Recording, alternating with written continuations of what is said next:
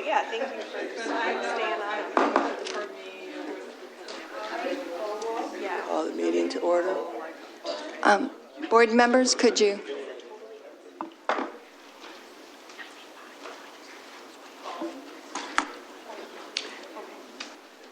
This is the September 17th regular meeting, 2019. We'd like to call the meeting to order. If you would stand for the Pledge of Allegiance and a moment of silent prayer, please.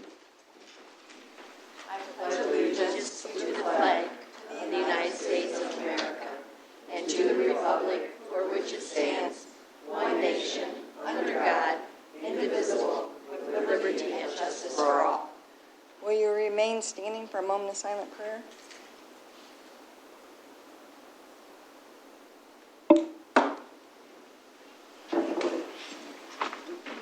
The first, in the work session, we discussed moving item B before item A. So on item B, the first resolution is for Resolution 2019-36, which is, Resolution 2019-35. Okay. I'm so sorry, I'm trying to get the... The first thing is for the Majestic Ponds and Ponds.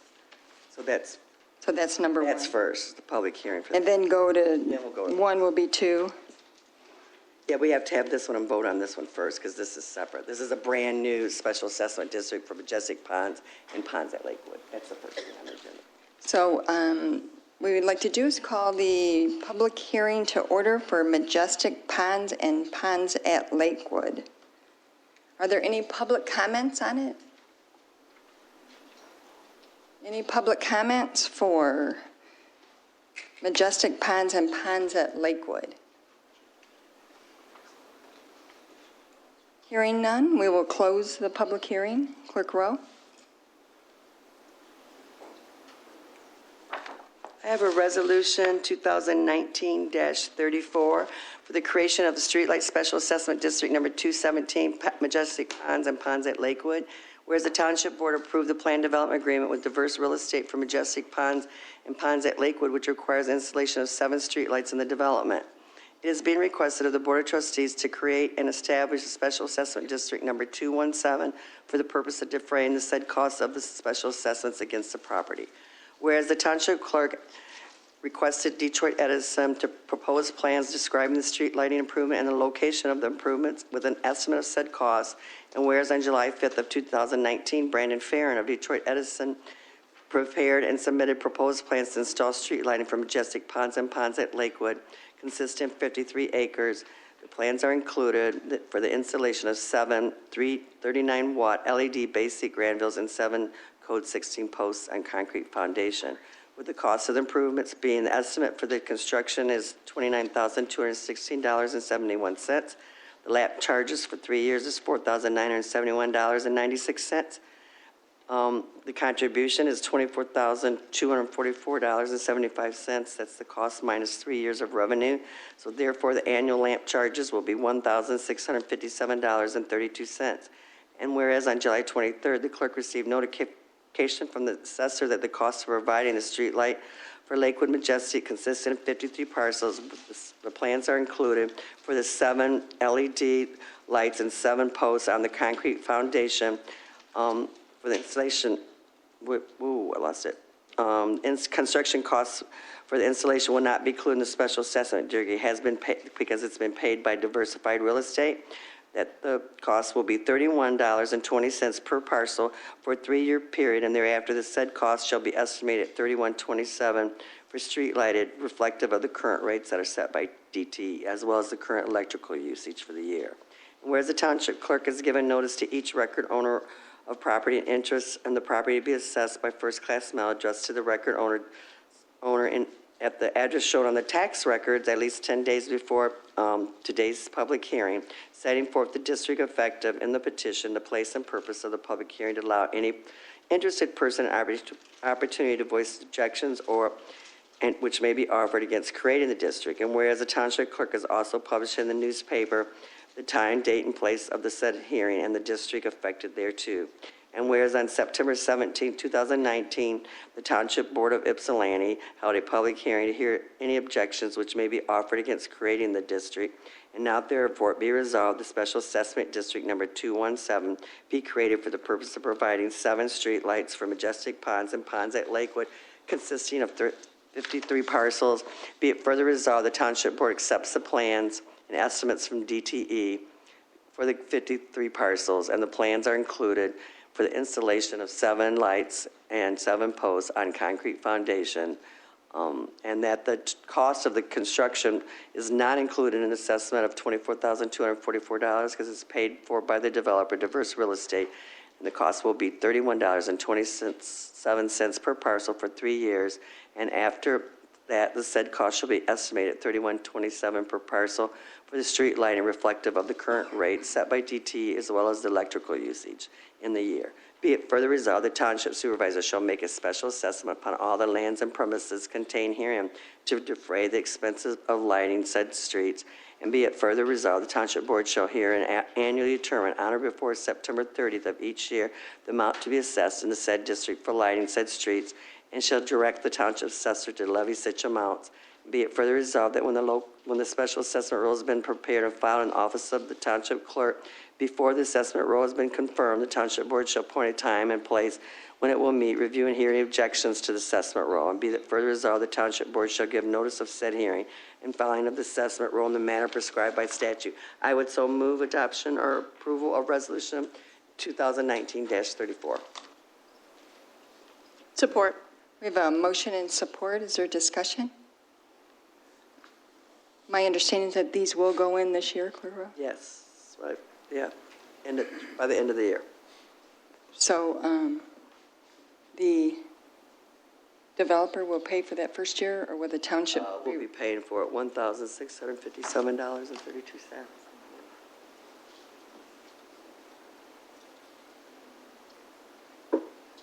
Can we ask the developer to pay for it or no? You can ask. Okay. May I have the request that be a condition, just to ask the developer to pay for the first year?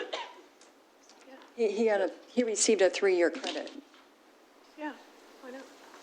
Okay. Friendly amendment. That's a friendly amendment? Accept, okay. Any other discussion? All in favor? Aye. Opposed? Motion carried.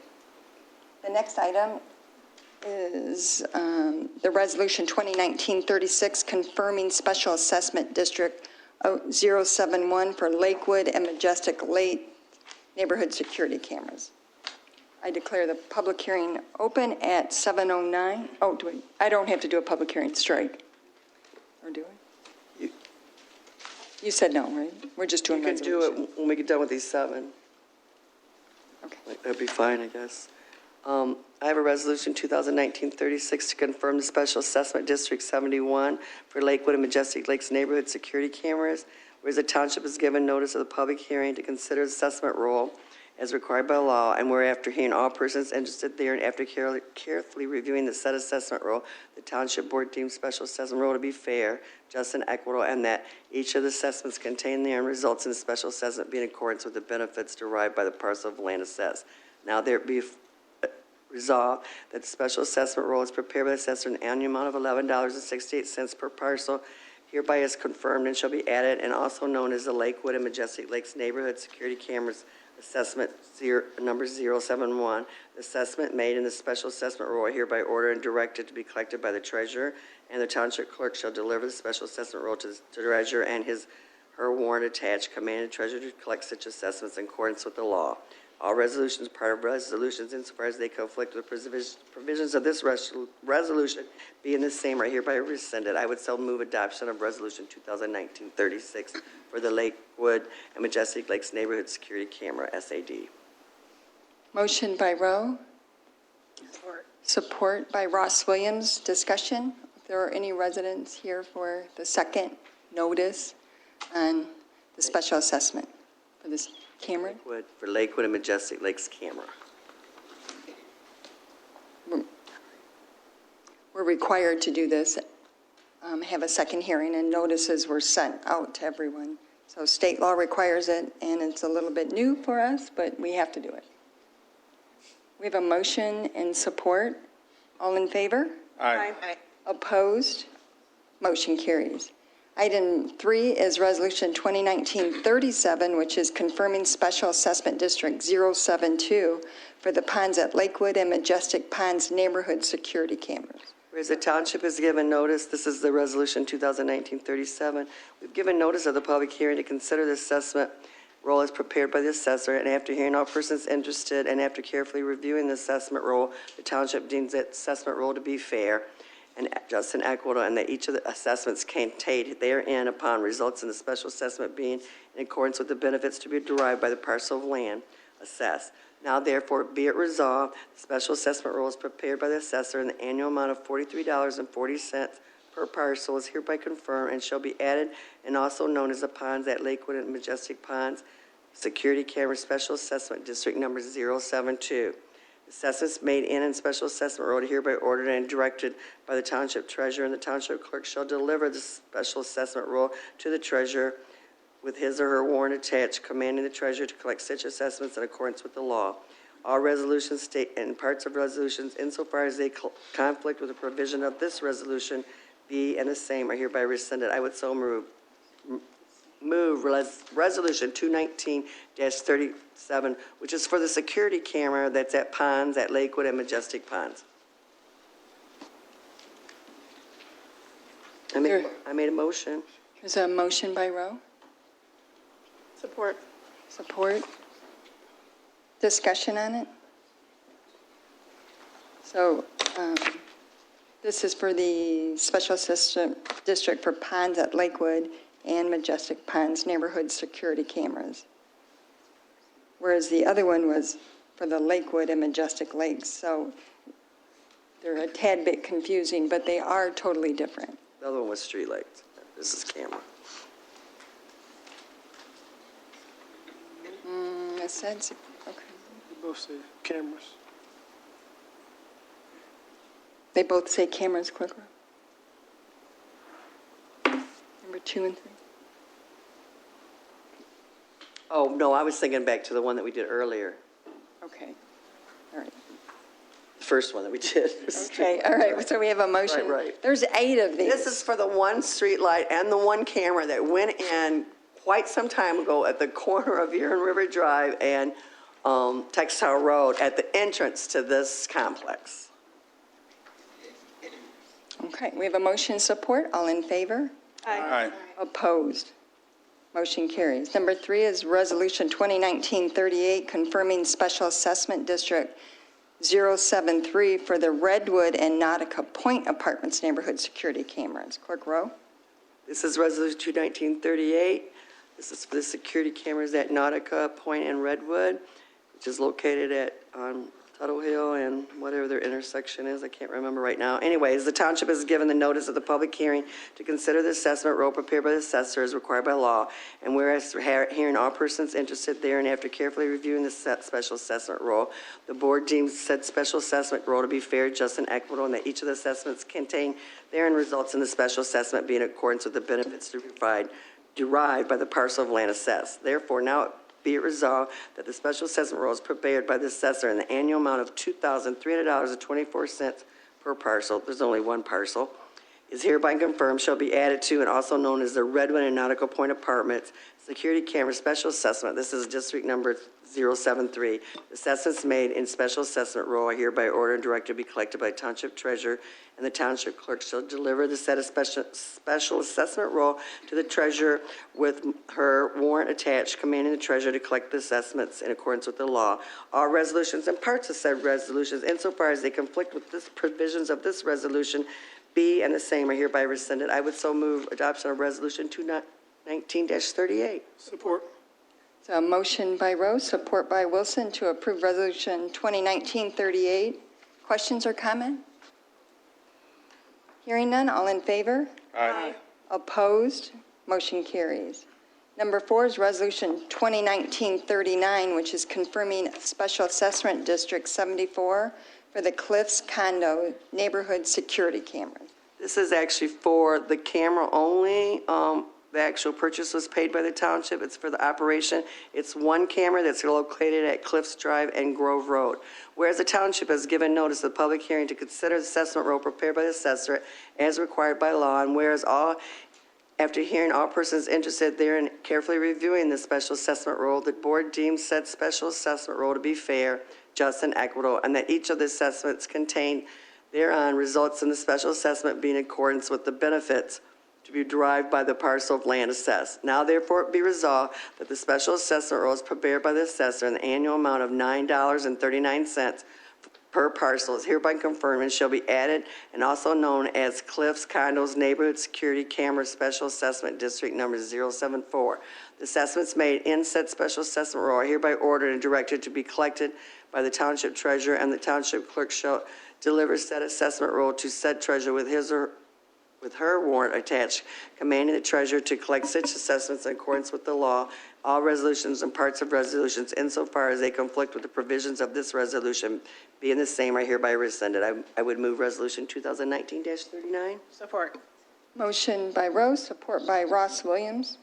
Questions or comment? Are there any residents for item 2019 resolution -39 for Cliffs Condos? Thank you. Let's get that on the record. Thank you. So we have a motion and support. All in favor? Aye. Opposed? Motion carries. Yay, residents.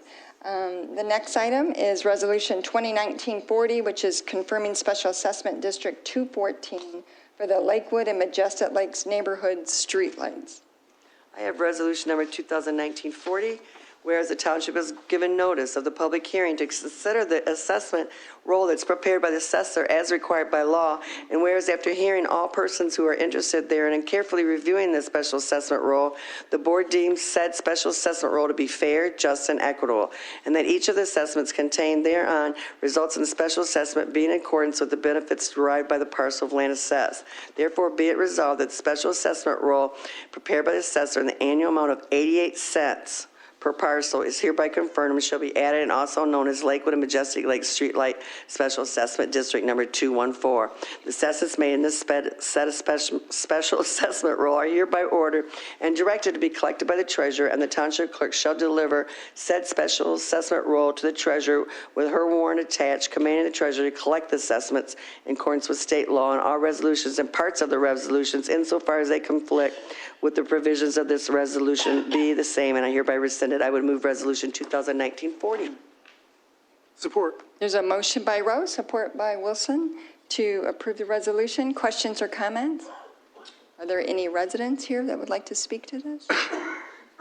Hearing none, all in favor? Aye. Opposed?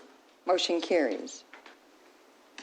Number 7 is Resolution 2019-41, which is confirming the Special Assessment District 215 for the ponds at Lakewood and Majestic Ponds neighborhood streetlights.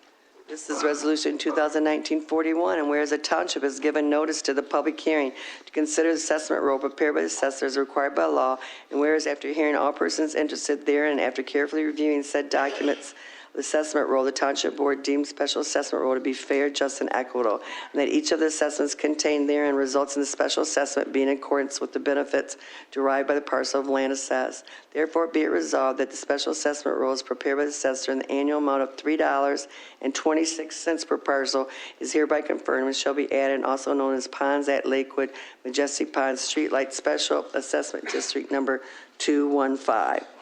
Assessments made in special assessment roll are hereby ordered and directed to be collected by the township treasurer, and the township clerk shall deliver the set of special assessment roll to the treasurer with her warrant, commanding the treasurer to collect the assessments in accordance with the state law. And number 3, all resolutions and parts of the resolutions, insofar as they conflict with the provisions of this resolution, be and the same are hereby rescinded. I move resolution 219-41. Support. There's a motion by Lovejoy Rose, support by Gerald Rowe. Questions or comment? Hearing none, all in favor? Aye. Opposed? Motion carries.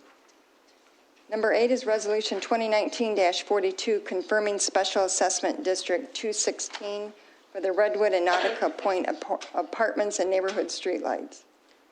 Resolution 2019-42, the township's given notice to the public hearing to consider the assessment roll prepared by the assessor, and whereas after hearing all persons interested therein and after carefully reviewing the assessment roll, the board deems that the said special assessment roll is fair, just, and equitable, and that each of the assessments contained therein results in a special assessment being in accordance with the benefits derived by the parcel of land assessed. Therefore, it be resolved that the special assessment roll as prepared by the treasurer in the annual amount of $172.98 per parcel is hereby confirmed and shall be known as the Redwood and Nautical Point Apartments Streetlight Special Assessment District Number 216. The assessments may be made in such special assessment roll hereby ordered and directed to be collected by the treasurer, and the clerk shall deliver the assessment roll to the treasurer with her warrant attached, commanding the treasurer to collect such assessments in accordance with state law. All resolutions and parts of resolutions, insofar as they conflict with the provisions of this resolution, being the same, are hereby rescinded. I would so move Resolution 2019-42 for the one street light for Redwood and Nautical Point Apartments in the Special Assessment District 216. Support. We have a motion and support for hopefully almost our last one on these. Is there any comments? Hearing none, all in favor? Aye. Opposed? Motion carries. Finally, we would like to declare a public hearing open for Resolution 2019-35, which is 2019 Special Assessment Levy. Clerk Rowe? Are there any comments on it? This is just confirming all the special assessment districts. We have to do this every year for lights and cameras and water main. Is that water main still in there? Yeah, Sherman. Yeah, Sherman Oaks water main. Gotta be coming out pretty soon. Hearing none, I'm going to close the public hearing. Clerk Rowe? What time is it? 7 what? 23. All right, I have resolution number 2019-35, the special assessment levy. And whereas the Charter Township Ypsilanti Board of Trustees on September 17, 2019, held a public hearing in the proposed special assessment roll prepared by the deputy assessor, a copy which is on file in the clerk's office after advertising the same in the newspaper of record in the township. And whereas on September 17, 2019, the township board heard comments on said proposed special assessment roll prepared by deputy assessor. Now therefore be resolved, the proposed special assessment roll prepared by the assistant assessor for the Charter Township Ypsilanti be adopted, and the amount set forth on the special assessment tax roll be levied on the 2019 winter tax roll. I so move resolution number 2019-35, the special assessment levy. Support. Motion by Rose, supported by Wilson to approve the special assessment levy for 2019, Resolution 2019-35. Questions or comments? So the reason why we have to do this to our scouts is because it's a levy on your property taxes. We want to make sure that everyone has the opportunity to express support or not support for the special assessment levy. So take it very seriously when you're levying taxes on people. So it's part of the process, and we do it every year. All right, we have a motion support. All in favor? Aye. Opposed? Motion carried. Public comments. If anyone would like to make public comments, you can go to the microphone and please state your name and address for the record. And just remember, the person who's actually typing the minutes, they are not in the room. So if you could speak clearly into the microphone, it helps a lot. Shut this down for you. Oh, that's fine. You sure? Yep. Okay. Thank you. My name is Arloa Kaiser. I live at 1421 Melvin Street, and the reason I'm here is I want to thank the people who are really interested in our communities and our neighborhoods. This past weekend, we had the Sugarbrook End of Summer Bash, which was put on by Habitat for Humanity, Thrivent, Financial, Neighborhood Action Team Relations, and it was really nice. There were a lot of people there. There were several police officers that were playing basketball with the kids. They had a couple bounce houses. They had hot dogs, ice cream. There was a group that was making these free little libraries There were a couple tables that had food, and one had books for kids, and it was fun to see the kids running around, laughing, joking, yelling, and doing their thing. And I just want to acknowledge these people. They also had some music, and a few people were dancing. So I just want to say thanks to all these people. Thank you. Thank you, Ms. Kaiser. Are there other public comments? Good evening. My name is Larry Smith. I live at 573 Olds. I have a few concerns that I would like to bring to the committee tonight. Number one is the reconstructed US 12 wired road. It has become quite a dangerous area, and it has become a concern for noise for the community. This last night, I was woke up at 2 o'clock in the morning with a semi-truck with his Jake brake on. That should not be allowed. There's no reason for a semi to have his Jake brake is an engine brake. It helps the semi slow down, for those of you who don't know what it is. Thank you. And there is no reason whatsoever for a driver, and I used to drive myself. The only time that I ever used a Jake brake is when on an incline or going down a hill to help slow the vehicle down. There's no reason for it. They're not going fast enough to use a Jake brake on wired road or on US 12.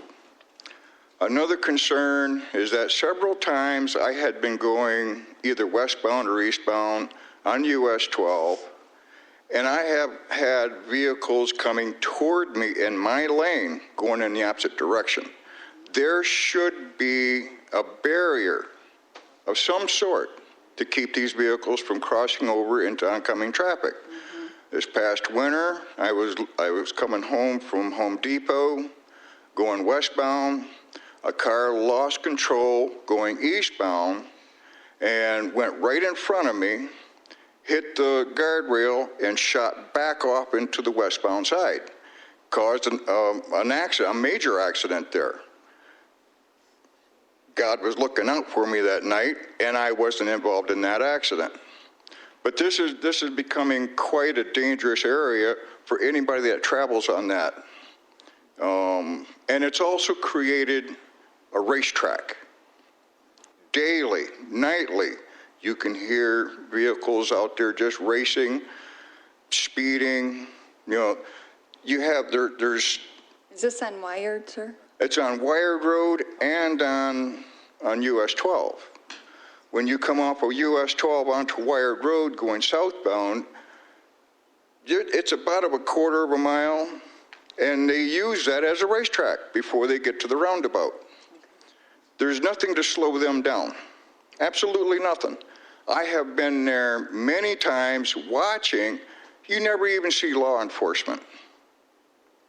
Never see law enforcement out there. The only time I see law enforcement is when we pass the train trestle on US 12, and that's Van Buren. Washtenaw County is nowhere to be seen. I don't go no more than 60 miles an hour. It's posted 55.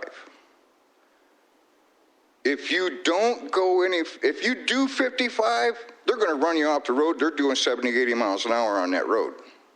It's become and from what I understand, there's already been several accidents that has taken people's lives.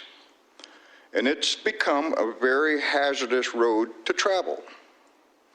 The noise level is horrendous.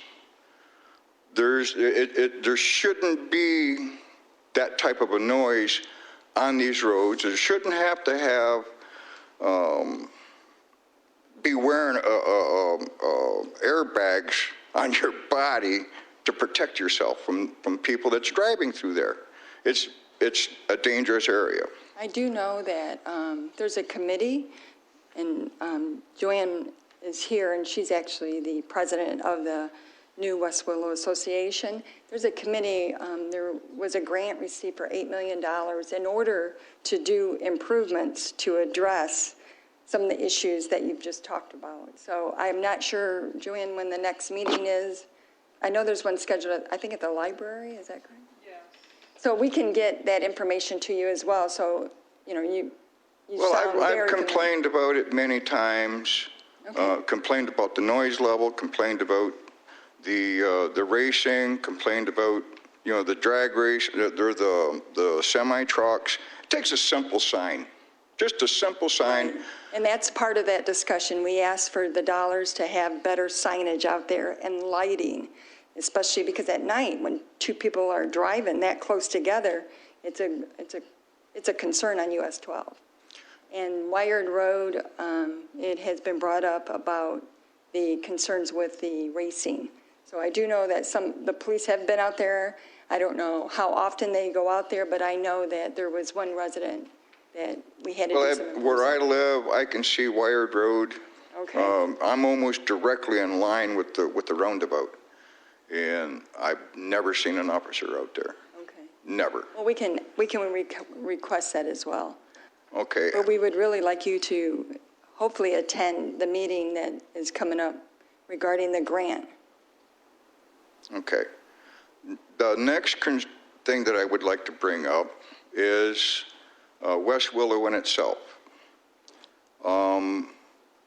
We have an escalating problem with vermin. Health hazard causing vermin.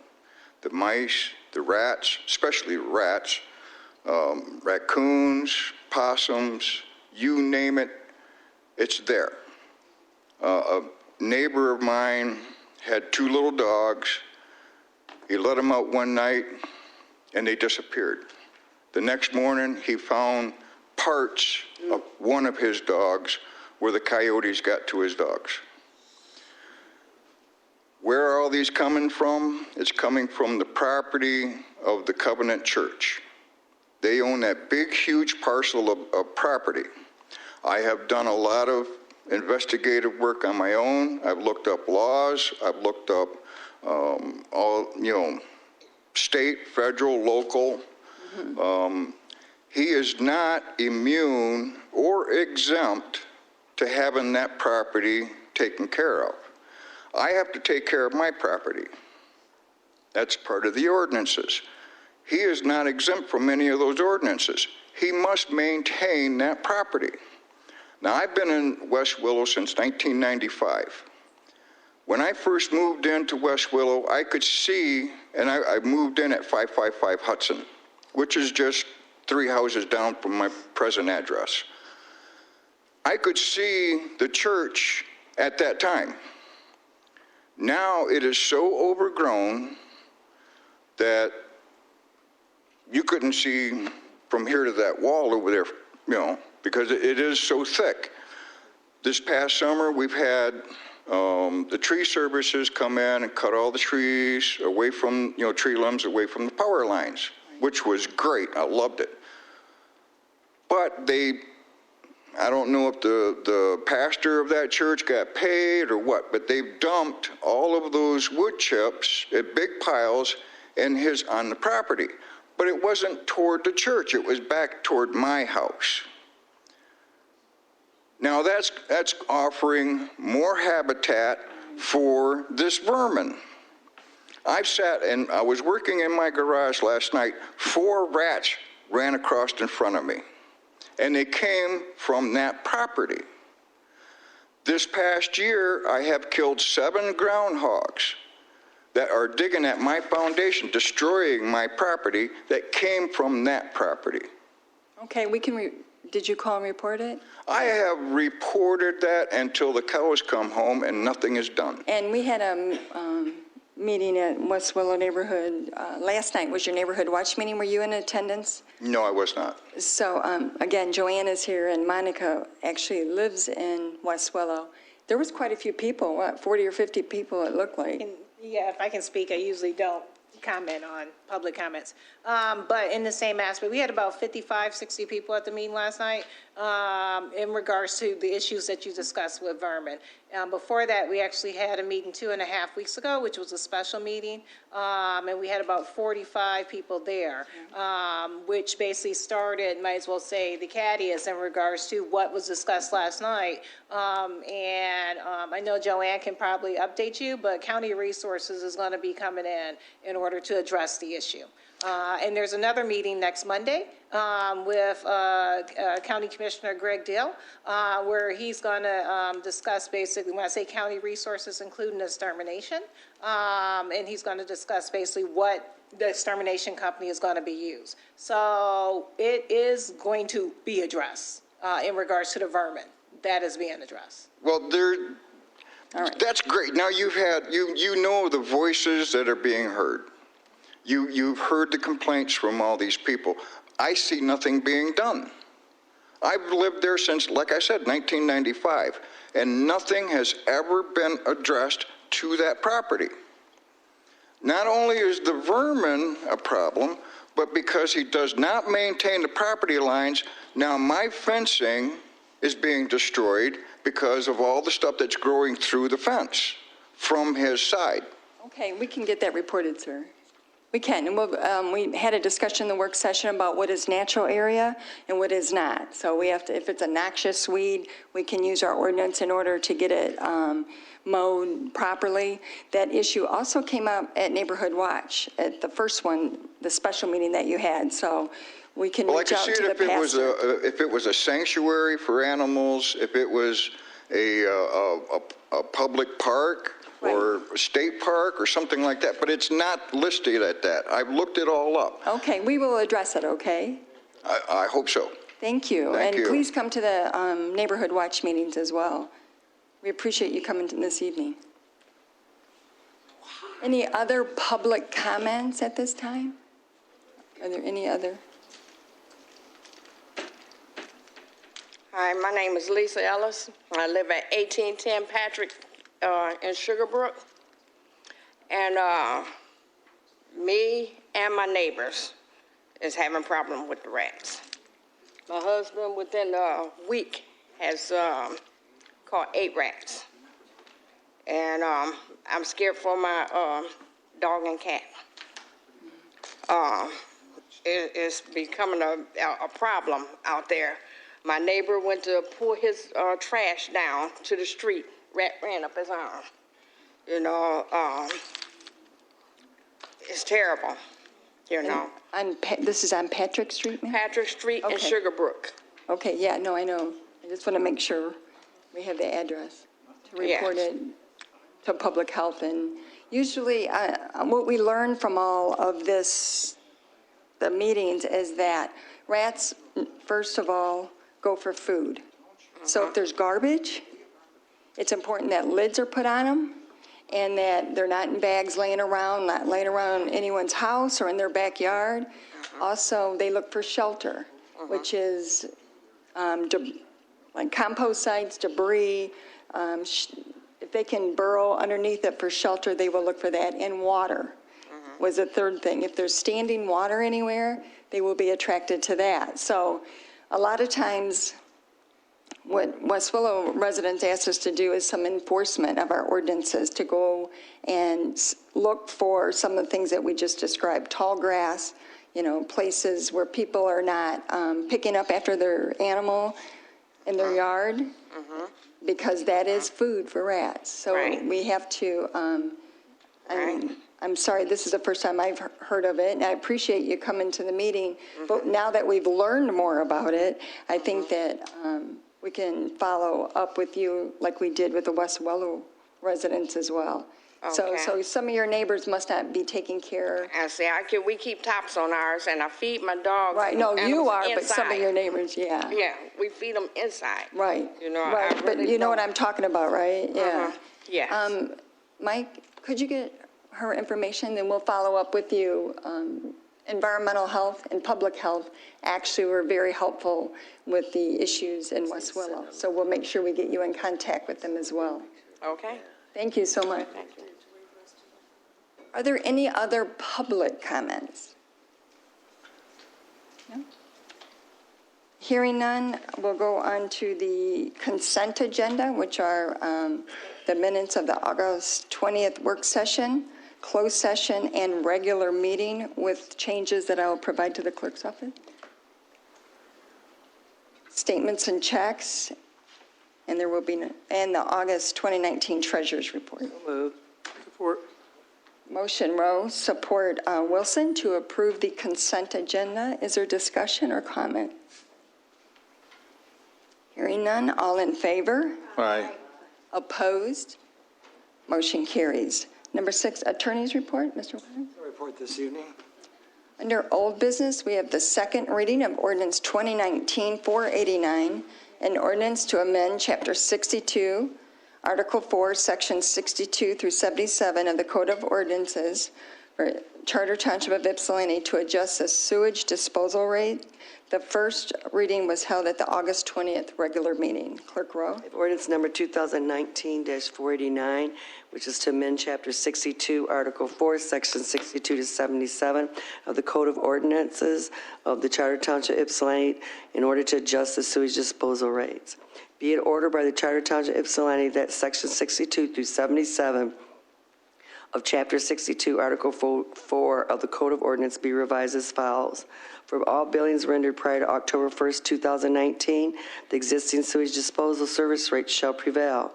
For all billings rendered on or after October 1st, 2019, the charges for sewage disposal rates services shall be as follows for each bi-monthly 2-month period. Our readiness to serve rates are based on the size of the meter, beginning with the 5/8 to 3/4, which will be $15.99. 1 inch is $39.98. 1.5 is $79.96. 2 inches is $127.94. 3 inches is $399.80. 4 inches $799.60. 6 inches $1,599.19. 8 inches $2,079.58. 10 inches $4,397.77. And finally, for 12 inches, it's $5,197.37. The commodity rate is $2.63 per cubic foot. This ordinance will be effective upon the date of publication. I would so move adoption of the second reading of the ordinance number 2019-489. Support. Motion Rowe, support Gerald Rowe. Other questions or comments? Mr. Castro's here. Hearing none, all in favor? Aye. Oh, I It's have to do a ordinance, roll call. I'm sorry. Yeah. See, these procedures. You have to do a roll call on it? Yes. Gerald Rowe, Eldridge. Yes. Ross Williams. Yes. Lovejoy Rowe. Yes. Stumbo votes yes. Wilson. Yes. The second reading is approved. Number 2 is a request to approve the following private road variances. A is a variance to the private road ordinance, section 4729, private road design standards to approve a 780-foot-long private road without a means of access to another road system for addresses 6501 to 6575 Munger Road and 5285 and 5287 Merritt Road. Madam Chair, did we tabled this at the last meeting? So do we need to remove it from the table, or did we? No, we didn't say table it. proper, put it on the, We didn't take any action. It wasn't tabled. thank you. I couldn't remember. Madam Chair. Um, Oh, you have to read. An item, Sorry. so, Sorry. can't- no problem. Good question. Item B was a request to approve a variance to the private road ordinance, section 4729, which is private road design standards to approve one private drive to access 2 lots zoned R1 where only 1 lot can be accessed by a private drive for addresses 5285 and 5287 Merritt Road. Madam Chair. Trustee Wilson? I move to deny this request to approve the following private road variances based on the letter from our planners that is in the packet dated August 8th, 2019. There's a motion. Is there support? Second. There's a motion in support. Discussion. Madam Chair, I'll just say after Mr. Carlisle's presentation today. Like, the thing that I'm still unclear on, although I know he recommended not to approve tonight, and that is how I'll be voting, but I think that for me, just a lot of clarity around the issue of like the fire is something that's important, because even from the information that I've still gotten to date, I'm not clear on if there are houses built there, if our public service can actually access them in points of emergency. So I think that just as a public servant, it would be not prudent for me to vote that way without ensuring that you're going to be safe on your property.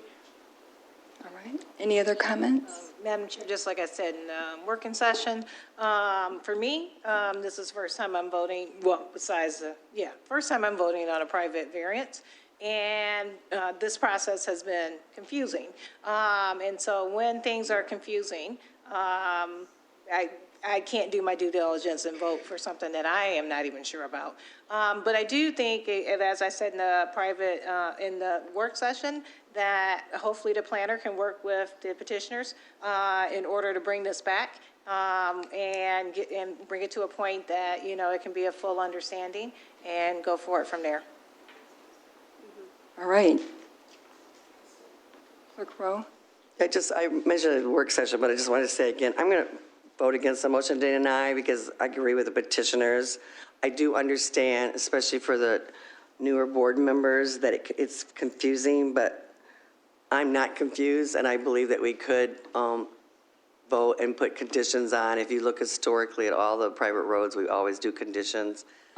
And I don't think it involves like the lot splits. I think that they asked for 4, that's what we could approve. If they want to go with 2, they could do that later. So, because I'm clear on where it's at and think that we're in a position to have enough information. The fire chief said that it was fine.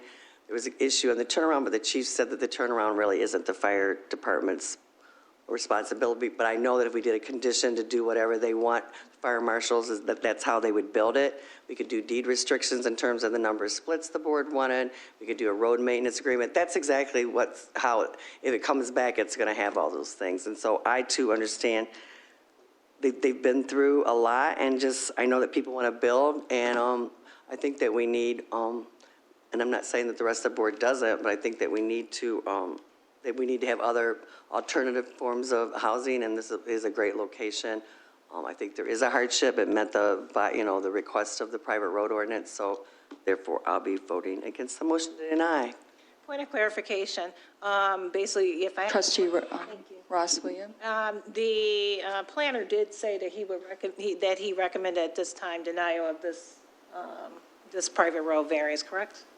Correct. Okay, all right, so that's basically where I'm standing also in regards to the planner's decision. Madam Chair, Trustee Wilson? I referenced August 8th, the August 8th letter, and it should have been the September 10th letter from our planners. I just want to make that update in the motion. Okay, any other comments? Good. All in favor of denying the request? Aye. Opposed? Aye. I'm opposed. Yeah. So just for the record, we don't have to have a roll call, right? You want me to? No, I'm just for the record. I asked you that, and you said... No, we don't need a roll call. I'm just saying, for the record, I voted against the... Right, I was... Yeah, that's what I was saying, yeah. So, Yeah, that's all. everyone was in favor, 1 nay. There you go. Clerk Rowe. Under new business, we have the request to release a draft master plan, Ypsilanti 2040, to adjacent municipalities and public utilities per the Michigan Plan Enabling Act. So move. Support. So motion and support. Good.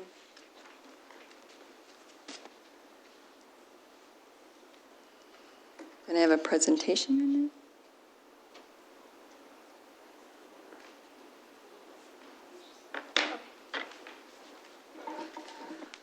Good evening. My name is Megan Massaminnock. I'm with Carlisle Wortman Associates. We're your planning consultants, and it was our pleasure to continue to assist with the master plan process.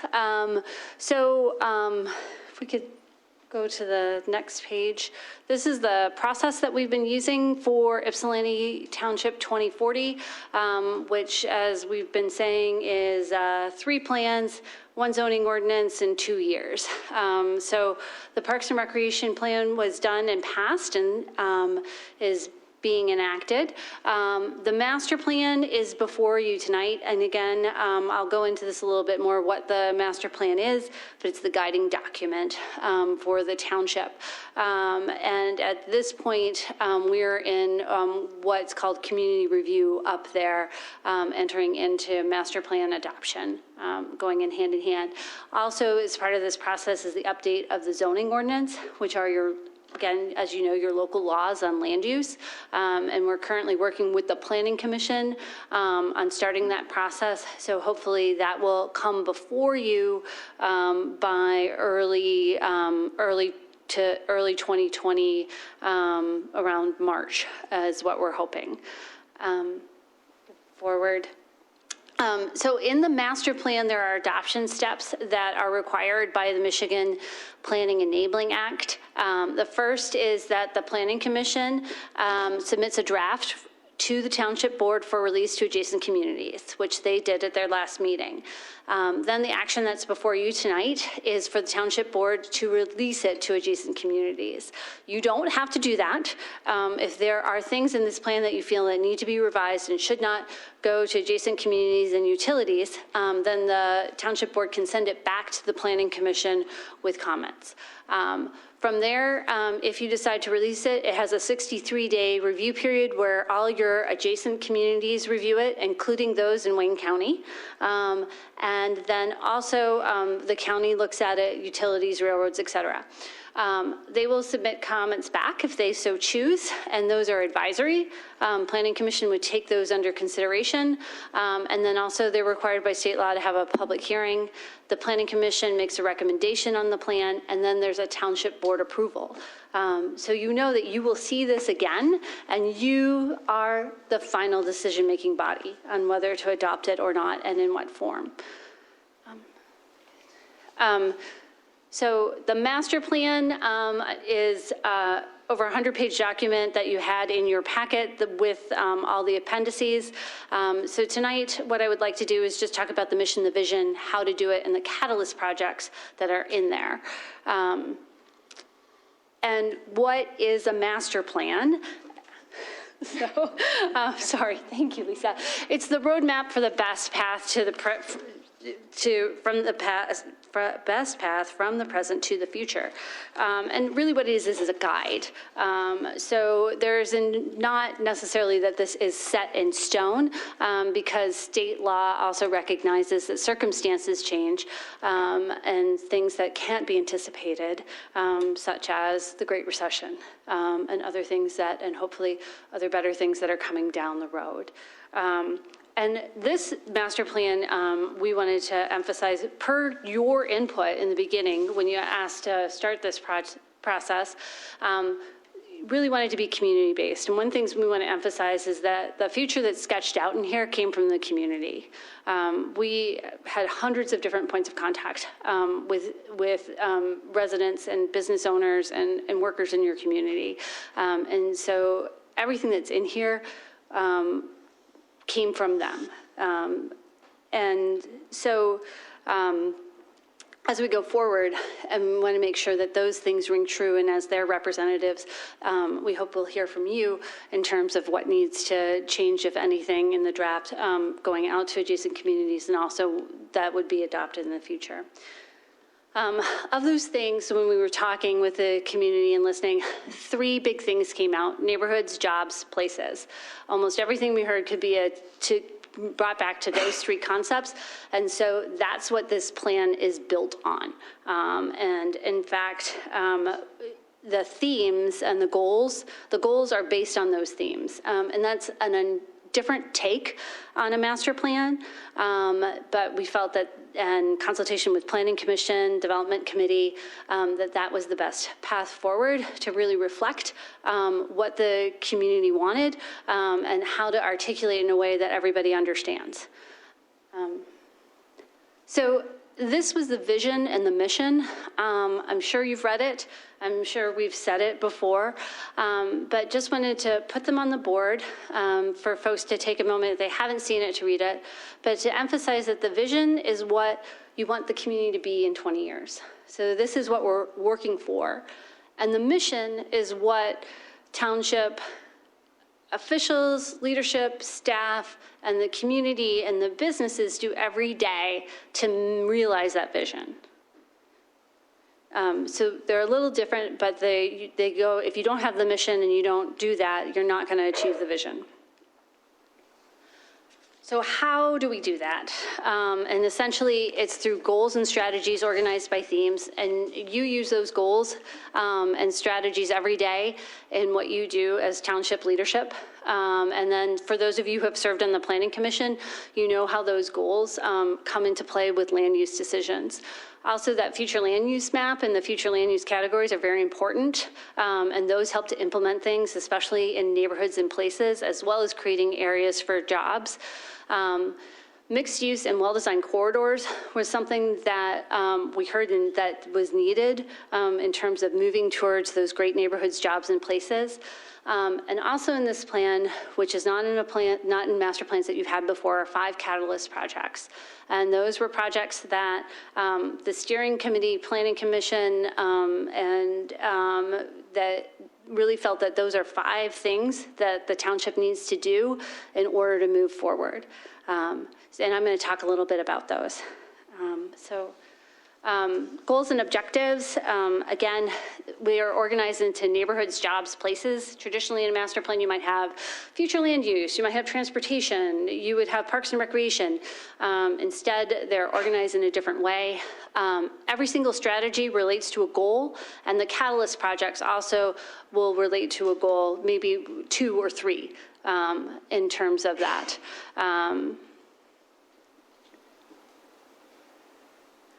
The future land use map is different than the map that you currently have.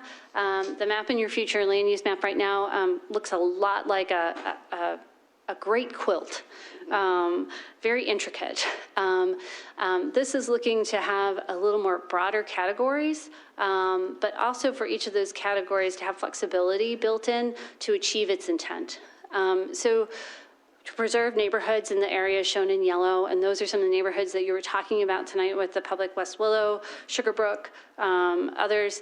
Also around those neighborhoods, to protect those neighborhoods but allow great places.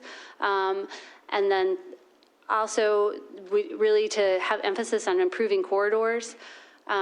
Taking the township core or township center concept that's in your current master plan and in your current zoning ordinance, and updating that for the 21st century.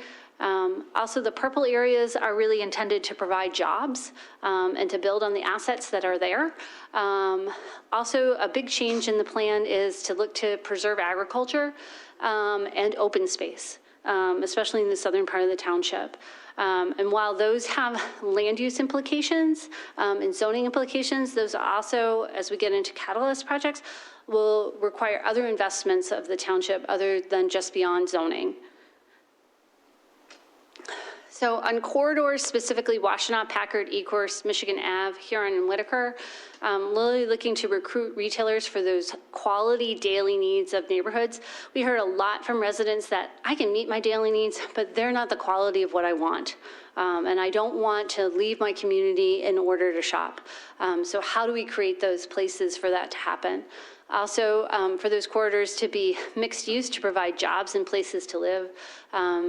No longer can we depend on an entire strip of 2 miles being filled with retail with the way people shop now, online and whatnot.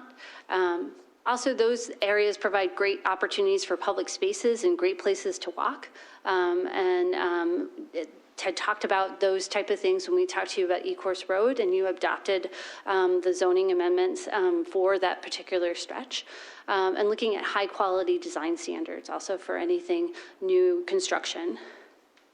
And so essentially what would happen is, this is a picture of Ecorse Road as it is, and looking to, in the future, have things that happen, such as zoning changes. You'll see a new building that's built on, that's been dropped into this image, looking to provide on-street parking, especially in areas like Ecorse where the lots are very shallow, so parking is difficult.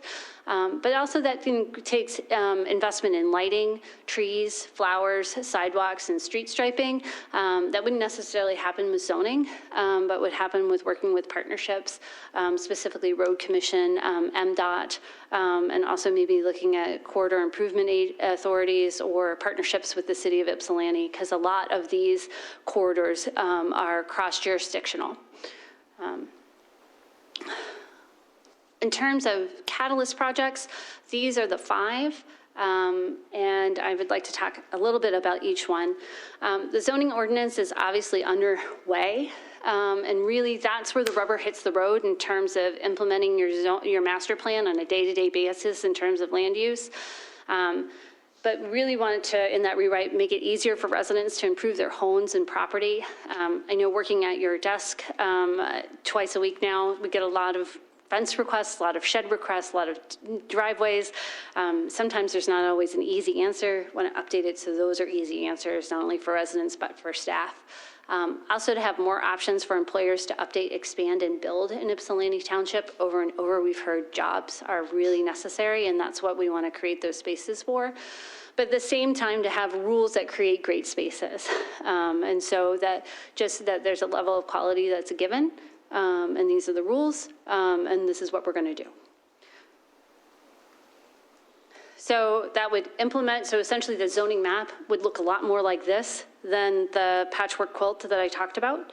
And then we're in that process, and you will see that we'll bring you updates as we go through. But essentially the zoning ordinance, when it takes something like Galt Village, and in the master plan, there's a concept plan for a variety of places like Galt Village.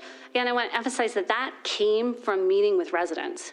And at every meeting with residents, we over and over said over and over, a lot of these properties, they're private owners. And it's at the will of the private owners of what they're going to do. But the township should have a vision for what they want to see. And this is what we heard from residents in terms of mixed use, public space, and then also maybe looking at different housing options there. And it doesn't necessarily, this may not be that configuration. It may be that there could be some renovations to Galt Village as it is, and it become a quality place. But it needs to provide that's a guide for things to go forward. And again, circumstances may change, and that picture may not always come to fruition. However, the zoning ordinance should make the sketch easy.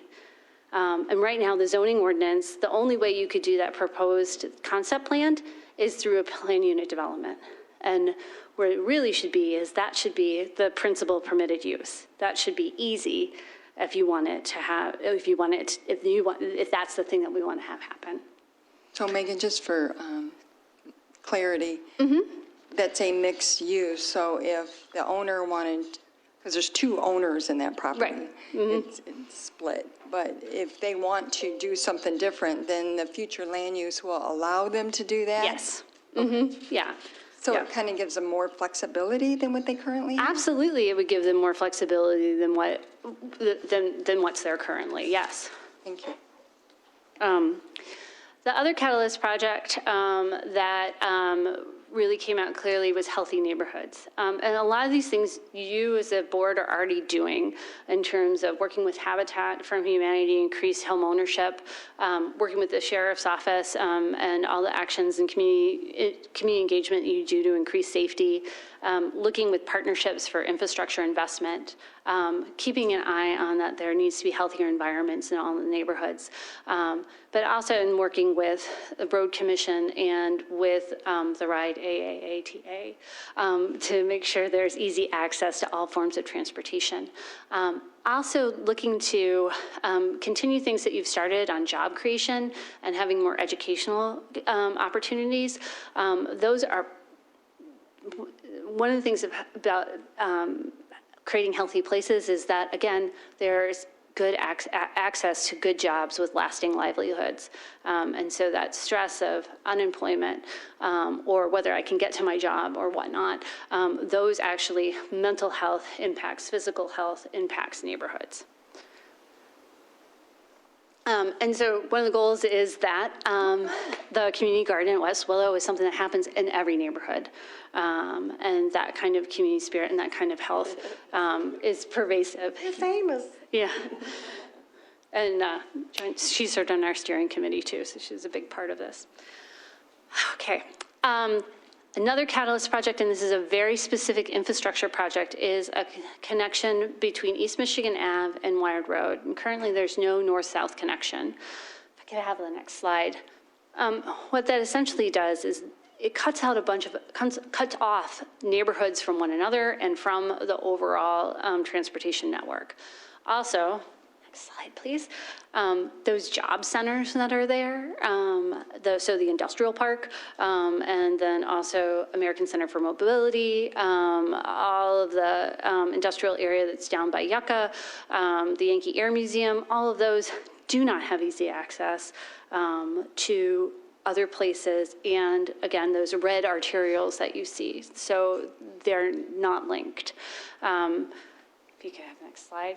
So in the concept plans, in the master plan, there's this is a sketch of a north-south connection. It may not necessarily go over that exact area. Again, these are guides and ideas, but to connect those neighborhoods and also to connect those job centers to East Michigan Avenue so that East Michigan Avenue becomes an easy place for spin-off from Yankee Air Museum, ACM, other things that are going on in those areas of the township where somebody needs a smaller parcel or is looking to get a building that's existing but maybe needs a little work, that without that transportation connection makes that easy.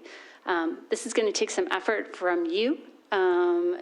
But in discussions with township board members, folks have said that they were up to the task, and so that's the reason that it was included. This would be over the railroad track. Over the railroad tracks, yes. So again, lots of partnerships would be needed and a long-term and a lot of negotiations. Also, a catalyst project would be to really work on open space and agricultural preservation. And I talked a little bit about how in the zoning map that could work and in the zoning, but also looking at having a road and infrastructure study done to see if maybe there could be some down zoning, but also there's some partnerships that would need to happen with folks like Michigan State Extension, conservancies, and then also at the same point in time, you have a really thriving, the agribusinesses and the agricultural farms and operations that you have here have such a rich history and are also well known throughout the county because folks like Wired's or the berry picking or whatnot, people come from all over the county and the region to be part of those. That's a great base to grow on. And without that agricultural economy, you can't have it's difficult to preserve the agricultural land around it because those farm families need a solid economic base, and it's getting harder and harder for them just in the general, just to make money off of farming. So things like agritourism, farm markets, things like that, making those, again, easy, growing those local food businesses would help. And we currently have no agricultural zoning. Currently, you have no agricultural zoning. This would also open that up. You do allow it, but if someone's looking for a space and they're just going through zoning ordinances online, or they are going to a bank, it's not crystal clear, so that would help to have an agricultural zone. Also, social and cultural presence, and we heard this, and I'm sure you have as well, from residents a lot. That Ypsilanti Township is a great place, and not everybody knows that, and that's not the public image that's shared by the media.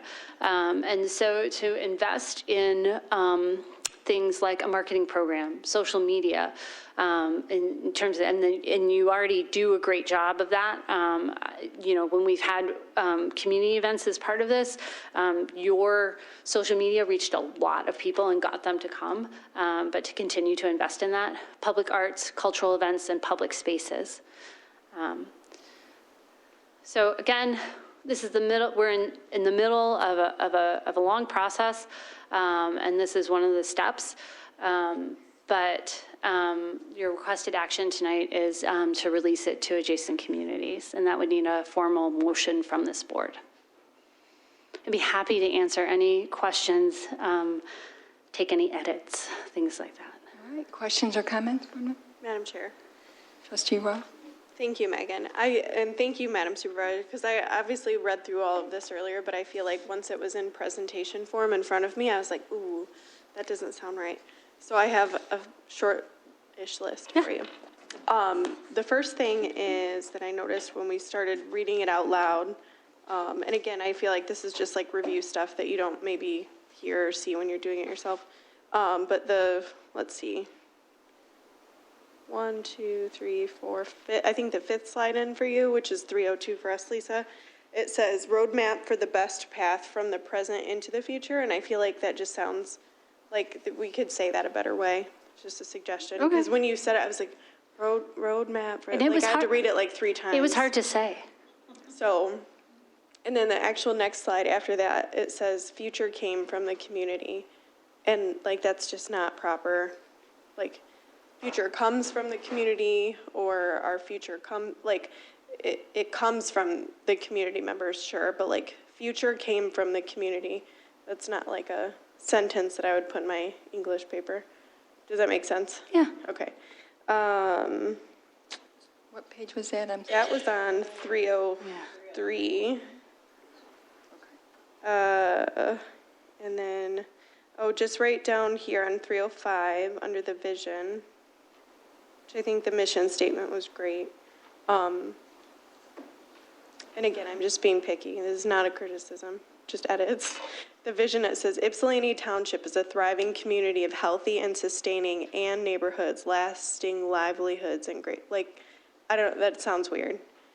I It says concur with Ypsilanti that. Township is a thriving community of healthy and sustaining and neighborhoods, lasting livelihoods and great places. It's just a We weird. will look at the conjunctions.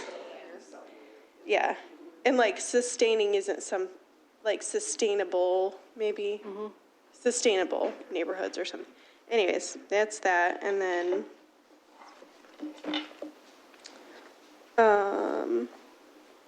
sorry, I gotta just go in order here.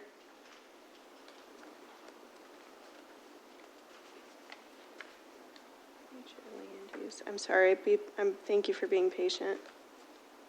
I should have wrote the numbers next to my thing here. Well, I'll go to 314, although I think I skipped something in there. Under 314, it says, implements future land use. So I don't know, I think we're implementing it, right? With no S. And then it says, right above, listen, you wanted me to edit it, I'm editing it, okay? 313, actually, that's the one I missed. At the very last, it says rules to create great places. And I don't like that sentence because I think that Ypsilanti Township is a great place. So I just think that if you're a very literal reader like I am, rules to create great places doesn't sound like it fits in the mission or the vision of our thing. Board Member Rowe? Yeah, no, please. I really appreciate this. Yeah. However, I just want to make sure that we're clear that it's this document that would go to the adjacent communities, not the presentation that I gave, that I ran through tonight. So, Thank you for that clarification. yeah. Do you want me to carry on then or just stop? That's up to you. All right, well, I have 2 more things. So Okay. I might as well finish it just in case Okay. you use it. Because I think the presentation's great, and we can just clean it. Yeah, it's a great presentation. But Probably the best I've seen it synthesizing everything made. It just, Yeah. It was great. Well, see, so maybe it was bad. I just sat here and like nitpicked the whole thing. I'm so sorry, Megan. Actually, I feel like that's a success if you're just correcting my grammar and we're not going back to big concepts. Thanks. Yeah. It's like connecting or correcting minutes. Yeah, and oh my gosh, if we read those out loud, oh, Karen would hate me. Under the healthy neighborhoods, just there was like a little, and again, I thought this presentation was the one going out, so it doesn't matter, but there's an extra space in there just for formatting. Okay. I know, Brenda's like, God, what is wrong with her? And then on the almost last page, 325, involvement is spelled wrong. Oh, no. And that's it, I'm done. It was so great, and I really appreciate all the work you put into it. Thanks for there, listening to me. Yeah, Other questions regarding? Madam Chair. Yes. I had a question. When talking about, right there, actually, connecting north to south. Now, I know we're about to receive a grant for US 12, and I'm quite sure there's specific language that's not going to allow us to veer off from anything other than that. But with this, is there any way that you think that we could incorporate trying to use some of those dollars to help with connecting? That way we don't have to, we can kind of get a 2-for-1, you know? I certainly hope you can. We would be, you can use all the materials that are in here to do that. I know in meetings, your township attorneys asked very specific questions about where easements should be and things like that. And I think if you looked forward to investing some time and money to have some shovel-ready plans or things like that to take advantage of opportunities like the one that led to that grant for US 12.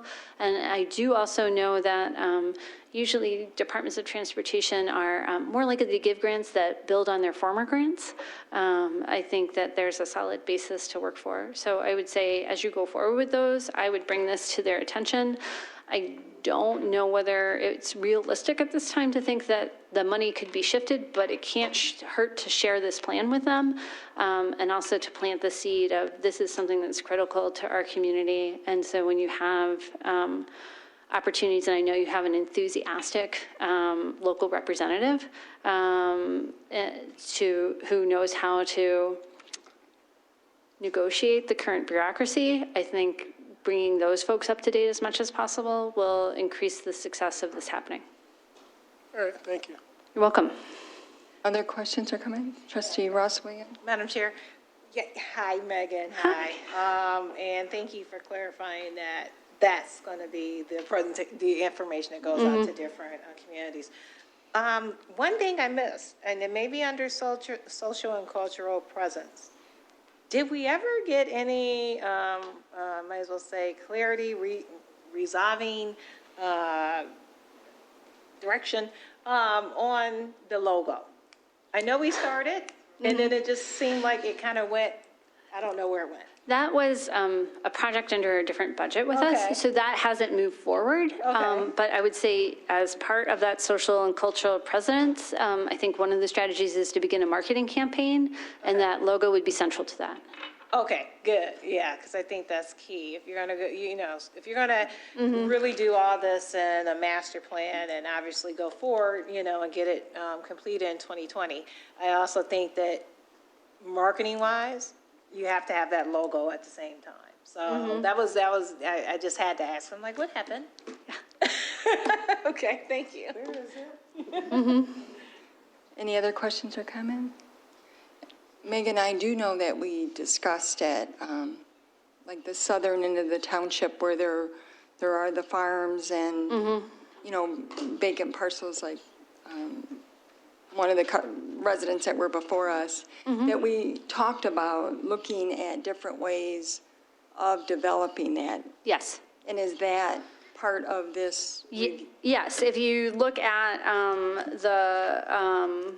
You can just say yes or no. Yes, Okay. yes. If you look at the future land use, there's specific categories for the open space and for the agriculture, and they list uses and different types of land uses and different designs that should be there. And that's actually for every future land use category. Because Pineview Golf Estates is a golf course, and everyone thought it was deed restricted, and it is not. Yes. And we attended a meeting with the residents, and, some of the suggestions there were to have a more rural development like Ellis Road versus, Yeah. a typical subdivision, so.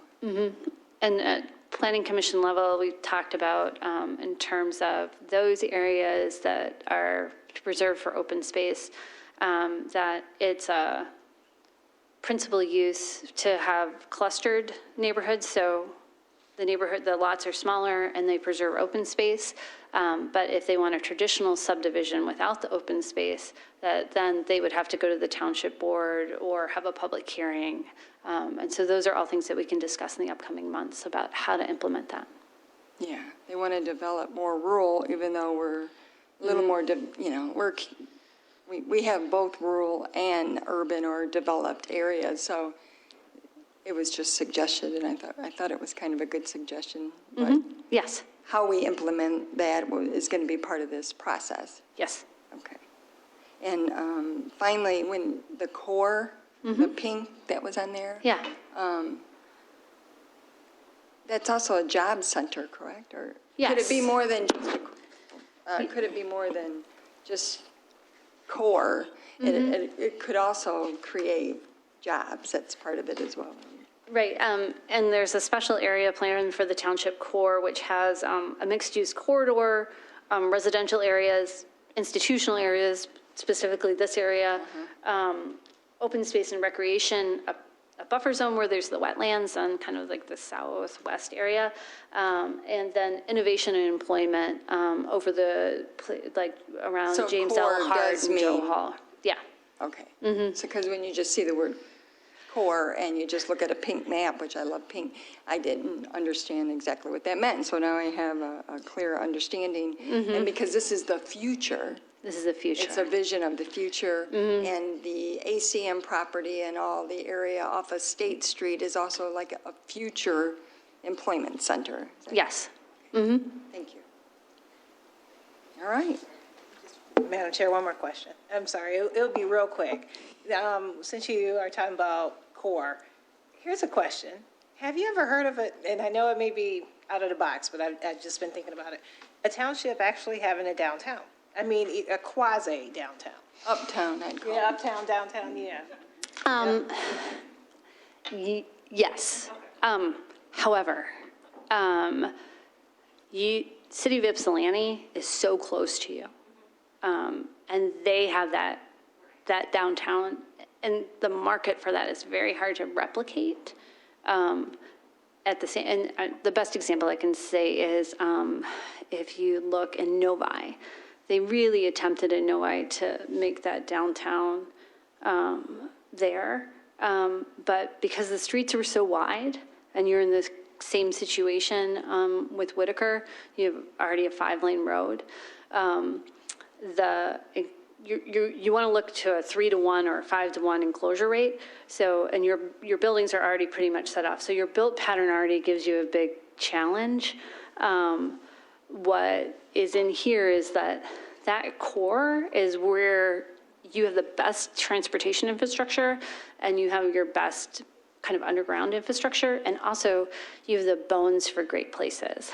And so to use that there to make those the best, but you've got a built environment that would be challenging to recreate that downtown, and also a market that's downtown. Also, a functional downtown is really only 5 blocks, if you think about it. So it's a very small space, but it's got a market of about 20 miles. So, and you've already got a couple ones that are competing, so to kind of build that out would be very difficult. You're welcome. Other questions or comments? Hearing none, we have a motion and support. All in favor? Aye. Opposed? Motion carried. Thank you, Megan. Thank you. Number 2 is a request to approve professional services agreement with General Code for purchase of the Laserfish Enterprise Content Management System, which is records management software, scanners, and computer support items in the amount of $38,418.03 which is budgeted in line item 101-266-000-977-001, contingent upon approval of the budget amendment. So moved. Support. Motion's Eldridge, support Wilson. Is there questions or discussion on this? The attorney has reviewed it. It's in proper form. Mr. Rowe? Yes. Clerk Rowe, we discussed it at late in this is the first step of many departments and it will be brought back to the board. Phase 2, which is the accounting. So we hope to do that first part of 2020 and get that type of software that will help everyone do their job easier and keep track of everything. And when it touches someone, there's not 40 people touching it. It's really by a click of the button, and everyone will have access to the information. We have a motion and support. All in favor? Aye. Opposed? Motion carried. Number 3 is Resolution 1943, which is authorization of the division of platted lots in the Ford Lake Heights subdivision. Clerk Rowe? Resolution 2019-43, resolution authorizing the division of platted lots in Ford Lake Heights subdivision, whereas the owners of lots 27, 28, and 29 of Ford Lake Heights subdivision has made a request to change lot boundaries as previously approved and recorded, and whereas the Township Ordinance Number 2000-243, Article 9, Section 11.03 states, nothing in herein shall prevent the Township Board from approving the division of such lot, outlot, or parcel of land in case where the owner of such divided parcel owns land immediately adjacent thereto, or in a case where there is presented to the Township Board an executed agreement to sell and convey such divided parcel to the adjoining owner, and where the combined width and area of the divided parcel and the adjacent parcel shows a single parcel conform to the terms and provisions of the ordinance and other ordinance of the Charter Township Ypsilanti. Whereas the Township Planning and Development Coordinator has reviewed the division, confirmed that the rezoning parcels meet the minimum requirements for lot size and road frontage as set forth in Section 2000 of the Township Zoning Ordinance. Be it therefore resolved that the revised property descriptions are approved as follows, and then there's the legal descriptions for parcel 1 for 8075 Lake Crest Drive, all of lot 27, the east 50.11 feet of lot 28 Ford Lake Heights, and parcel 2 is 8067 Lake Crest Drive, the west 5 feet of lot 28, and all of lot 29. I would so move the resolution. Support. Motion Rose, support Ross Williams. Any discussion on that? I just had a question. Well, I can ask Brian tomorrow. I just wanted to know, like, does the plat get changed and re-recorded at the state, or is it just, but I can ask Brian tomorrow. I was just seeing if it was in the memo. It was just a technical question, yeah. I made the motion. Who supported it? Thank you. That's a good question. just asked Yeah, I didn't I address know he it. said that locally. I was kind of surprised at the request because I thought, you can't change the plat, but then he said there's a thing that you can on this kind of stuff on the boundary adjustment only, yeah. So, All right, we have a motion support. All in favor? Aye. Opposed? Motion carried.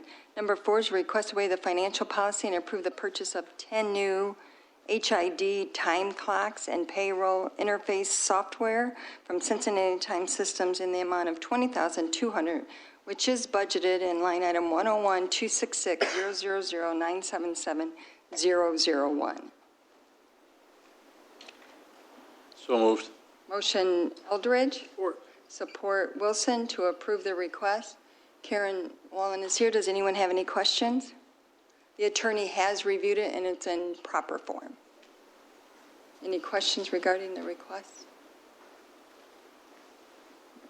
Hearing none, all in favor? Aye. Opposed? Aye. One opposed. Gerald Rowe. Motion carries. Number 5 is a request to waive the financial policy and award the low quote to Michigan Caterpillar for purchase of a 2020 CAT 950 M-wheel loader in the amount of $218,051, budgeted in line item 590-590-000-977-000, contingent on approval of the budget amendment. Support. Motion Rowe, support Eldridge. Is there discussion? Only a comment, Madam Chair. I do like that we're doing a trade-in on this one also. It is. I'm sorry? It said inside of the information, it notes that we're doing a trade-in, we're trading in something. Right. Yes, I just wanted to make sure that I noted that out, that I do like that we're doing a trade-in to reduce the cost. Should that be part of the motion, probably, Clerk Rowe? It's actually a part of the I think it's a part of his agreement, isn't it? Okay, Yeah, it's a part of the quote, yeah. okay, thanks for that clarification. Yep. And this wasn't a 2020 budget proposal. You can get a 2020, what do you call this, large piece of equipment for $6,000 less than he would in 2020. All in favor? Aye. Opposed? Motion carried. The next item is request approval agreement with Washtenaw County for sub-award of federal financial assistance for funding for bid documents and bid oversight for community center flooring. So move. Support. Motion Lovejoy Rowe, support Gero Rowe. Discussion? Madam Chair. I would just like to say how excited I am about redoing the floor. I've been visiting the community center like every Monday now, and I see Angie, and it just looks so great, and I think that just giving it an uplift from the floor is going to make a huge difference.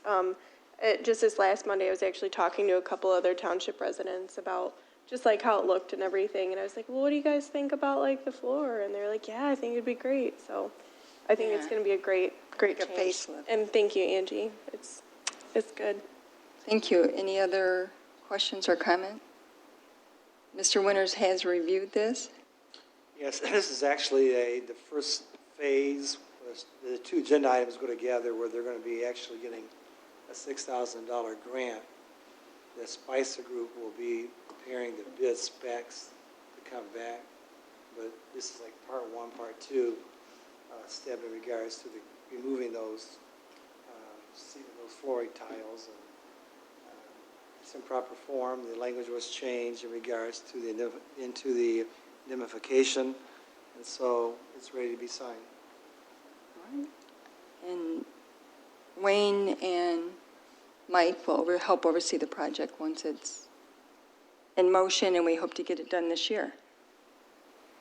We have a motion and support. All in favor? Aye. Opposed? Motion carried. Number 7 is request to approve Spicer Group agreement to prepare bid documents and oversight of the bid process to replace a community center flooring in the amount of $6,000, which is budgeted in line item 212-970-00976-008, contingent upon budget amendment and authorization for Spicer Group, RSD staff and officials to approve bid specifications, post a bid and select a contractor and sign contract with the approval of the attorney to meet requirements of HUD and ensure a holiday construction. So moved. Support. Motion Eldridge, support Ross Williams. Questions or comment? Madam Chair, I just have one question, and it's about, like, I know we want to do it over the holiday, but with the asbestos, would they, like, ensure that, like, the staff isn't there, or, like, how does that? The tentative plan is to, I'm sorry. Brenda. Go ahead. Yeah, the tentative plan is, like, this has become a lot more complicated. We actually thought we were going to do this project. We wrote a grant for the group that Brenda and I sent on to CDBG to get the flooring paid for it. That came in at about $68,000. We got Superior Township, I think, to kick in $3,000. But when we got in there and we found out that actually the mastics that's underneath the tile, it's the glue, that's the term for the glue, has asbestos in it. So that meant that we had to have the right abatement contractor to do this. So we decided upon staff is like, this is outside of the realm that either Michael Hoffmeister or Wayne or myself could take on. So that's why this contract is to hire $6,000 to have them develop the bid specs. The plan is that twofold, is we're going to bid it out, removing the tiles with the mat, to remove all that. And if that comes in absolutely ridiculous, that's not what our first choice is. But if it comes in after something that the team doesn't think that's, doable to actually bid it, that we can actually lay the tile on top of it. But if we go to the actual tile which TerraTech, who we hired to figure out environmentally what we could and can't do and what was there, they're the ones that discovered the asbestos and a few spots of lead and stuff like that. But anyways, that we will actually shut down and work with Angie, and we can shut down beginning that Friday before the Christmas holiday and be closed all the way through New Year's, I think open back up on the 4th. It gives the bidder over a 2-week period so that we were absolutely make sure that no one's in there. We didn't want to take that chance with seniors and people, even though they told us that as long as they didn't walk on it, we just said, this just makes it safer. So we'll be coming back to you after this is done with authorization to go to, after we've agreed on the bidders and stuff. But it says all time, like you can't go out to bid until HUD tells us that we can go out to bid, but then that shortens the timeline. And because if it comes in over 100,000, it brings in a whole bunch of different requirements in terms of wages and having to make sure that minority contractors are reached out to. So anyways, there's a lot more complications. That's why we asked for this unusual thing to allow the 3 full-time people together with the RSD staff, together with the attorney, to actually go ahead and move forward on the, signing and getting a bid. But we'll bring those details back to y'all. But this way, we don't get hung up and not be able to do it till next year, because that's what it would mean if we can't get it done in this closure time. So basically, the employees will not be exposed, and we'll make sure that it's closed down. Thank you. But you will see another sub-recipient agreement for the bid that has to come back once we know what that is too, so. Thank you. So This is like phase 2. the action is to allow us to post and select a contractor and sign a contract. And approve Spicer to do this work for us, to develop the bids. So we're going to approve it and then bring it back to the board for formal approval? Nope, this is to allow us to go ahead and sign the contract all the way through, and then we'd bring back for just information purposes only. I mean, if it falls in there that we can do it on the time, but this is in case In case of in case schedule. we can't, we didn't want to lose that window of getting that floor put in. Right. And there's a Spicer representative here, if anyone has any questions, but we're, okay. I think we got it. Are you my email partner? Yes. Oh, nice to meet you. Nice to meet you. I'm Kevin Wilkes from Spicer. I'm in the Dundee office. So if you have any questions, I didn't really have anything prepared, but Nope, I think we're good. We're good. Nice To see you in person. yeah. Just kind of curious, are you going to be doing specs to lay potential tile on the existing tile as well as to remove the tile? Because I always was under the impression that Forbidden with to. asbestos, you can't really penetrate the underlying, the tile itself. So the 2 alternates for the bid that were discussed, one was to remove the tile and the mastic underneath, and one was to just remove the tile and not go through the time and effort of removing all the mastic. Either route, there would still be asbestos remediation, because when you remove the tile, some of the mastic is going to come up with it. So that would still be part of the project. It's really just a matter of if that saves time and money to not remove all of the mastic. Then they can just sort of fill any gaps in the mastic to level it out before placing. Does the new mastic flooring. adhere to the tile itself? Yes, the mastic is what holds the tile down to the subfloor. So how do you remove the tile without removing the mastic all at one time? It would basically just be like remnants of the mastic. And that was the alternates requested by, I think, Wayne and Mike, I believe. I know according to, I don't know, there were so many people, Daniel from Tetra Tech, that it's not friable. Is that the right term? I believe so. So because asbestos is like set in the mastic and the glue, that we can lay on top of it instead of removing it all, even though our first choice is to get it out of there. But, I don't know if you can penetrate that, that's why I don't know. so I don't know, it's weird. Wayne Dudley, Building Operations Superintendent. Sitting in the meeting with Tetra Tech, what was told to us is once the tile's been lifted up, the disturbance of the asbestos is going to be very, very minimal, and that we can inhabit the building again at that point and have our contractors back in there so that they can do the work. But removing the tile is what's going to airborne the asbestos that's going to be necessary to be abated. But once the tile's removed, we're being assured by Tetra Tech that that'll be safe after that point. Okay. We have clarity. We have a motion, support. Any other questions? All in favor? Aye. Opposed? Motion carried. Number 8 is request to approve agreement Washtenaw County for sub-award of federal financial assistance for funding for construction of a bus stop at Schooner Cove Apartments. So moved.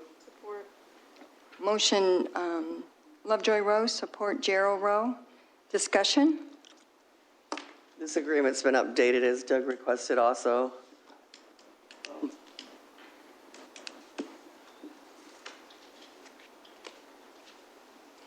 And it's required as part to get the CDBG funds, which is what we're using to do the bus shelter. This is sub-recipient agreement is required.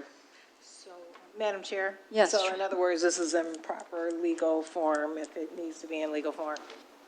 Yes, again, this is going to be signed Okay. in July. You get the funds from CDBG, which is going to be used in part to pay OHM for their scope of services and for the contractor if that's awarded this evening. That's the 233. So there's no amount in here? It is in there. Yeah, it's in the, you got it. No, but it's No, not on the agenda. oh, no, yeah, because, yeah, we're just signing the agreement, but the agreement's not for the money. I'm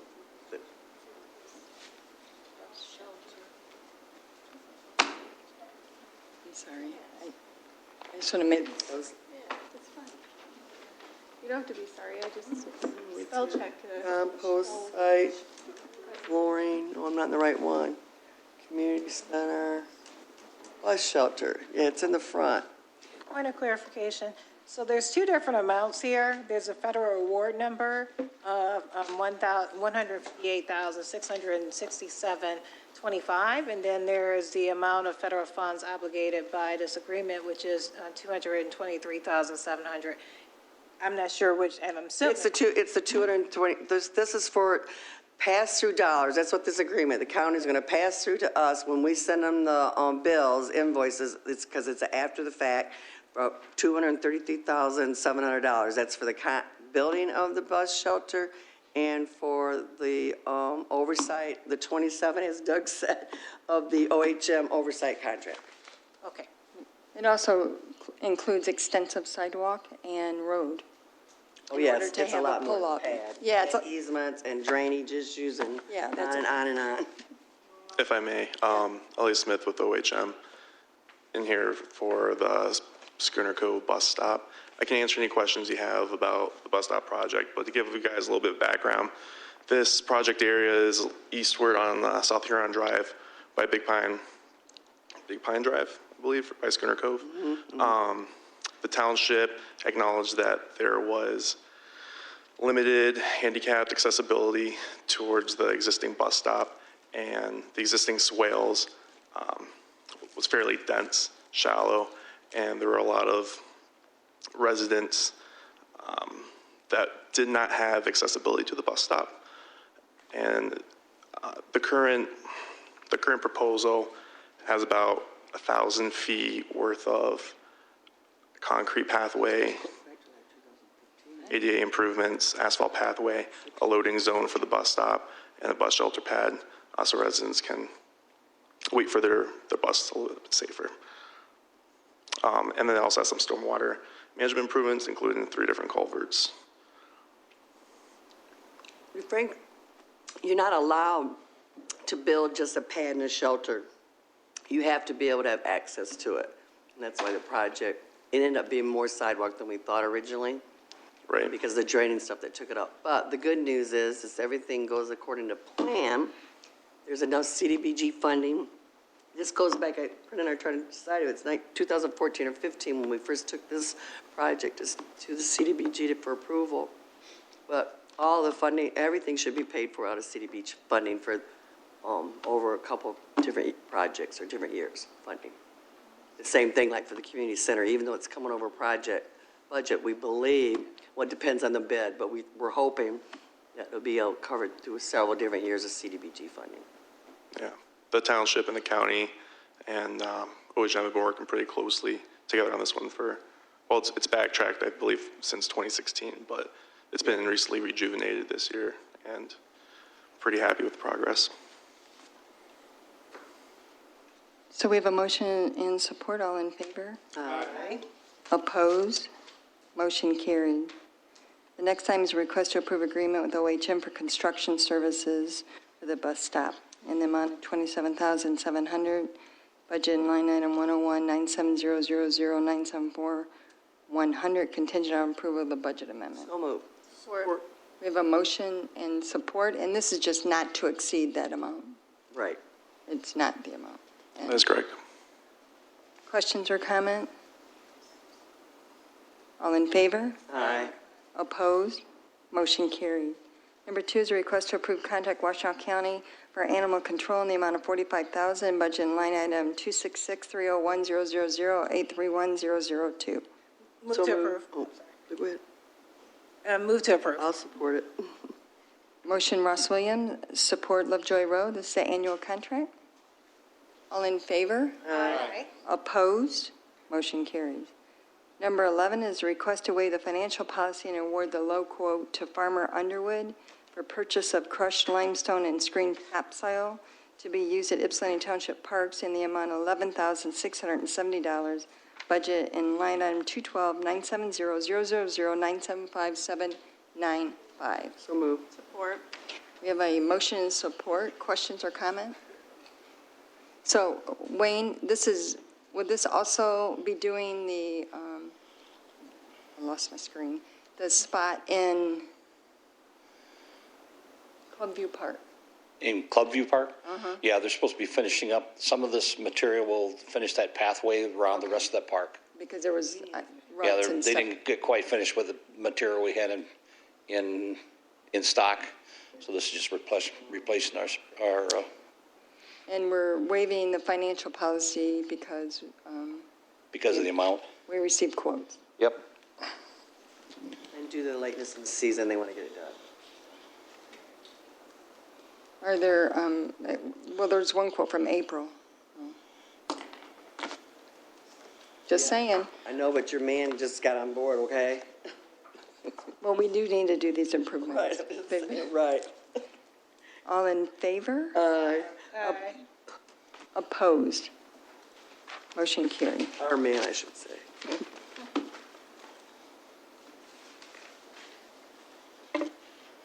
Number 12. Pardon me, while I find page 4.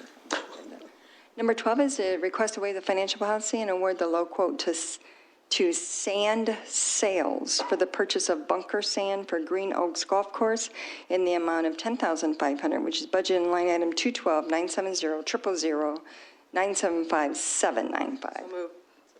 There's a motion, Lovejoy Rowe, support Gerald Rowe. Questions or comments? Hearing none, all in favor? Aye. Opposed? Motion carried. Number 13 is budget amendment number 14.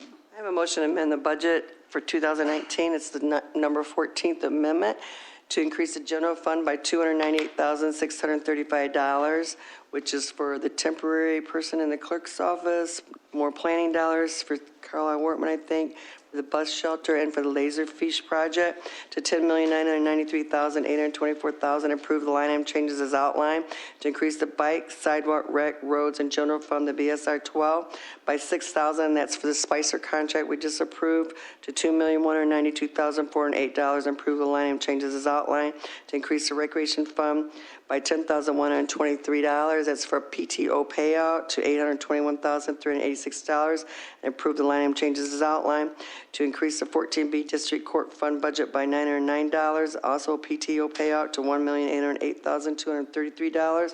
And approve the line item changes as outlined to increase the compost fund budget by $218,051. That's for the wheel loader to $796,927. And approve the line item changes as outlined. I would so move the budget amendment number 14. Motion Rowe, support Eldridge. Questions or comment? Hearing none? All in favor? Aye. Opposed? Motion carried. Number 1, under authorization bids, request to seek sealed bids for the purchase of a new riding sprayer for Green Oaks Golf Course. So move. We have a Motion and support. All in favor? Aye. Opposed? Motion carried. And the final action item is request to award the low, it's the only bid, it's not the low. Only bid. You should, no, that's. The only low bid, only bid, let's change Yeah, it. that's not the low. Motion to approve the only low bid, the only bid. Support. We have a motion and support. Is there discussion on this item? The only question I had, but I do know that we did it before, that Elliot had recommended in emails that we wait and rebid this project. He did recommend that, but according to Matt, he said that the prices are going up, so that it would be hard to determine if, because there was quite a bit of difference with what your engineer projections were for this. Right. And what actually came in from the one vendor. Right. So this construction season in particular, we've seen prices increase pretty substantially, especially with hot mix asphalt. And we did take that in consideration when doing our engineer's estimate. Even with that estimate, the bidder that bid on the project was about 50% higher than the engineer's estimate. I'm sorry? Was about 50% higher than the engineer's estimate. Right. And you weren't, at first you were concerned about that, and then ended up recommending. The reasoning for the elevated price is, it's right now, it's the end of the season, on top of the elevated prices that we've been seeing throughout the construction season. So it's a combination. Right. And then I thought, after we had said that, we were going to go ahead and accept it, or at least try, take it to the board. Then I just know with that drone thing, the asphalt, the oil prices are going up, which means asphalt prices are eventually going to go up. I know one of the things that made me want to move forward was, I know when we waited that year to do the Grove Road, I mean, we saved some money, but it was only, what, 10, it wasn't very much. Yeah. And this one, when you think about people just waiting, and the fact that CDBG pressure, because they can only hold the funds for 4 years, and this is one of them that's been, and just to see those people sitting out there over and over and over. Right. And no assurance that we're going to get a better price next year. No, right. Yeah. The past projects, the savings has been fairly nominal. Karen's right. Like it was, like if I'd known that, it wasn't worth it. I mean, Yeah. it was kind of worth it because then they got the county came on board, so we did have, everything works out for a reason. Because remember, we didn't have all that money the year before. And then the county said, oh, well, we'll help do this and this and this and this, which. Right. The main benefactor is with the CDBG funding, so that helps make the decision a little bit easier. Yeah, because it's not And our then on top general of that, this fund. is a project that's been in the works for 2 to 3 years, and there is limited accessibility from an ADA standpoint on the site, and it's a high traffic area given that you have the Schooner Cove apartments to the north there, and if you go there during peak times, you can easily see 10 people waiting, and then maybe Well, it qualifies for a AAA bus stop. Because it was so busy. right. That was the yeah. one that qualified, so that's what actually started all of this. And we are going to ask AATA to see if they would consider contributing and wouldn't hurt. You know, the residents there, we've had several phone calls. Matter of fact, I got a stack of, like 3 emails over the years. I just kind of keep them, that people there right now that are using the bus, they really want a light. So I was thinking maybe we could approach Schooner Cove and do a special assessment. I mean, get, so they could, petition, we want it 50%, but if the owner, it'll be 100% if they want to do it. So anyway. Mr. Winters, did you have? Elliot, just a couple of questions. The construction schedule is going to be in the fall, but it's not going to be finalized until the spring of 2020. How much of the shelter will be completed before they have to stop?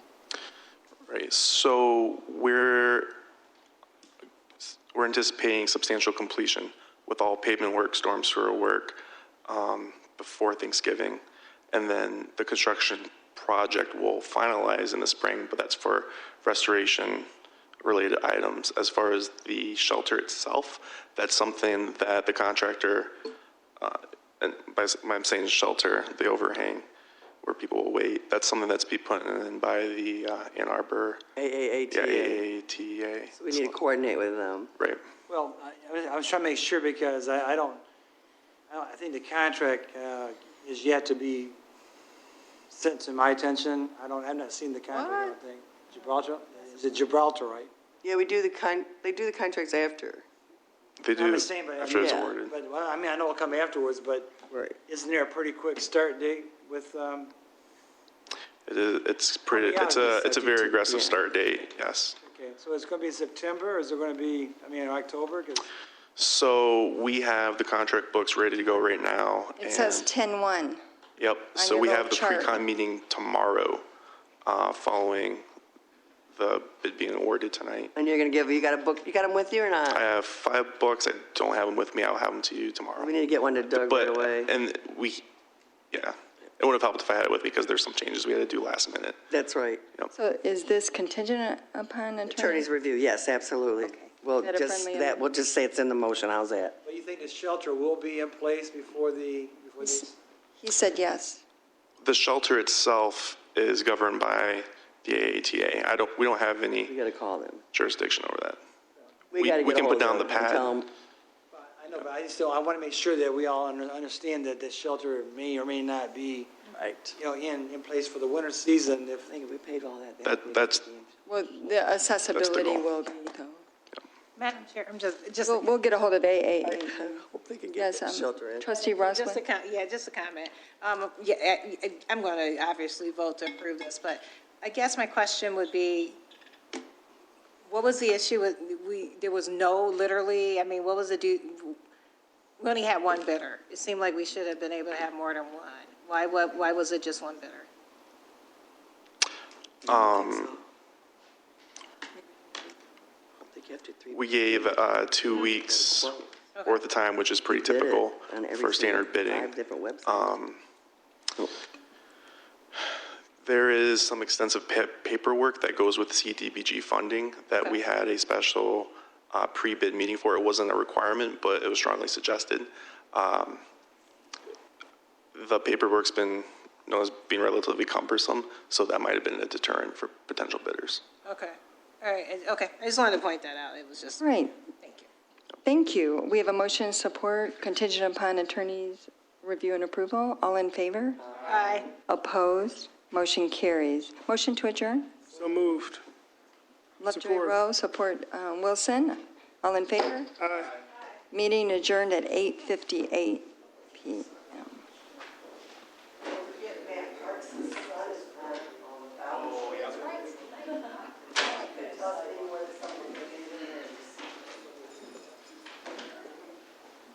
Everyone watch the Jimmy Fallon show tonight? Okay, that was good. That's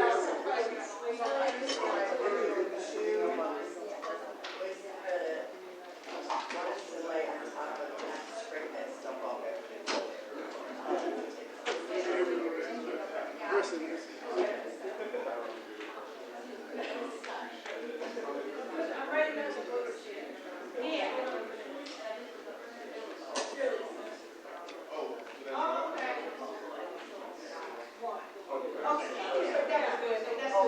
Yeah, so.